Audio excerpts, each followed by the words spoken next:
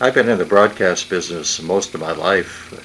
Started out in the late 60s by building an FM station in the Chicago suburbs, which I owned for 25 years, and we featured easy listening music as a format on the station.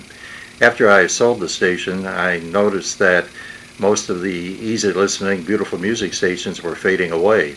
I think every major market had a station that played easy listening music, and they did very well in the ratings. But the powers that be decided that this is a format that's no longer viable, so it's something that you could no longer hear on radio stations, on commercial radio. The Everybody's attention these days is aiming at the 12 to 35 demographic, and anybody 35 or older is not given any credence anymore, and they're not programming to us.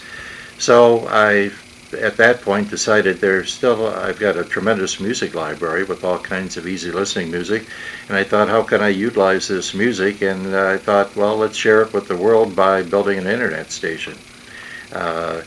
So came up with the name The Breez and started the format and been on the air for the past 5 years. And it's evolved where we've added more music all the time. We now have 40,000 songs in the stream. Putting on the Breeze stream is, first of all, a labor of love. I would like to think that with the format that we have, that we're able to brighten somebody's day with the type of music we play. We live in a very hectic world. I'm sure you all have noticed that if you go out to dinner, it's supposed to be a pleasant experience, and they have noise that's blasting so loud in the place you want to get out of there. Most radio stations on the FM band, when FM first came into being, most of the formats were easy listening. There are none anymore. Now it's just a matter of hardness. The so-called light stations are anything but that. Many times I've felt I want to take a description of what light means and send it to them, so that they can see that it's anything but light that they're playing. So anyhow, what keeps us going is as a labor of love, and the response we get worldwide from people that have found us, and hopefully we're able to brighten their day. Well, we have to look at a business plan, obviously, as to how we can afford to do this.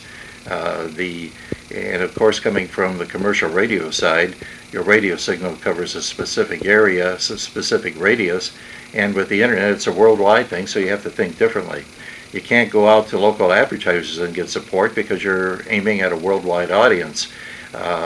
You can get advertising, but it's basically for people who have an internet presence in their stores where they're looking for internet business, or also from mail order businesses where they're appealing to a worldwide audience. So running commercials for these people is something that can pay off for them. Also, we offer not only the sound of the breeze, but you have an internet site where you can have commercials there, or you can sell product. I feel that probably the best product to sell is the music that we play, and to work. And there are a lot of young artists out there that have no way of marketing their music. They can't get shelf space at Walmart or Best Buy.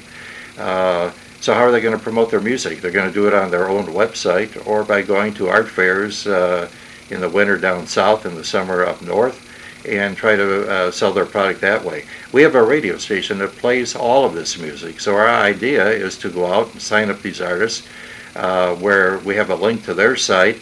We've got our unique listeners that we've been appealing to for the past 5 years, where they can go on their site, check their music out, and buy their music. So the most obvious way is to sell the music of young artists and all the artists that we play. There's great music out there that they have no way of moving their product. So that's one way. We also feel that we aim at a demographic that we could sell art and books, antiques, things like that. Or to get together with several artists and have a compilation CD where we can put a lot of their product on one CD with their permission, and sell their product that way.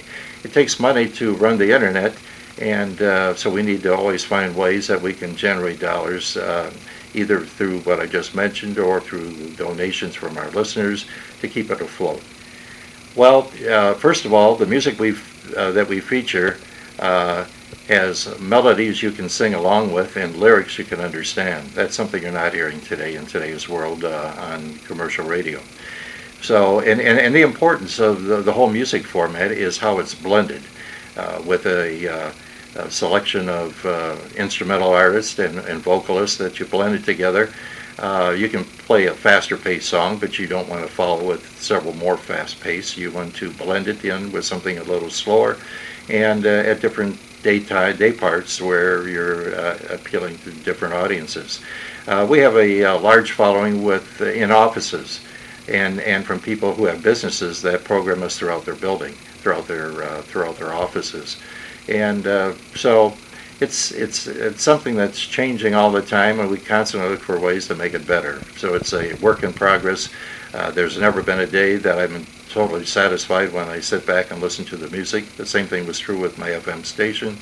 And so the day that you think that you've got it made is the day you're in trouble. So it's something that's evolving all the time.